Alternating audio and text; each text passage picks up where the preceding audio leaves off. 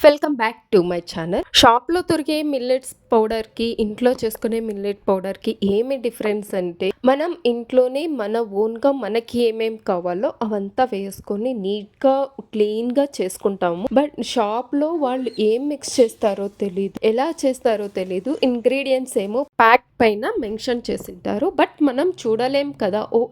దీంట్లో ఈ powder mix అయింది. ఈ పౌడర్ మిక్స్ అయింది. ఇలాంటి క్వాలిటీ ఉన్నవి యూజ్ చేసినాము అని చెప్పేసి. ఇంట్లో అయితే గన మనం మంచి క్వాలిటీ ఉండేది తీసుకొని చేసుకుంటాము. అందుకనే నేను కొంచెం ప్రాసెస్ అయినా కూడా సరే నేను ఇలానే ప్రిఫర్ చేస్తాము. నాకు కూడా తెలీదు. నేను మ్యారేజ్ అయ్యాక మా పక్కింటి అక్క దగ్గర చూసి వాళ్ళు చిక్మంగళూరు సైడ్ వాళ్ళు మనం రైస్ ఎలా తింటామో వాళ్ళకి రొట్టి అలా తింటారు వాళ్ళు. ఒక రోజు రొట్టె తినకపోయినా వాళ్ళకి ఏదో ఫీలింగ్ అంట. మీ అందరికి కూడా ఈ వీడియో చాలా యూజ్ అవుతుంది అనుకుంటున్నాను. మర్చిపోకుండా నా ఛానల్ని సబ్స్క్రైబ్ చేసుకొని వెళ్ళండి.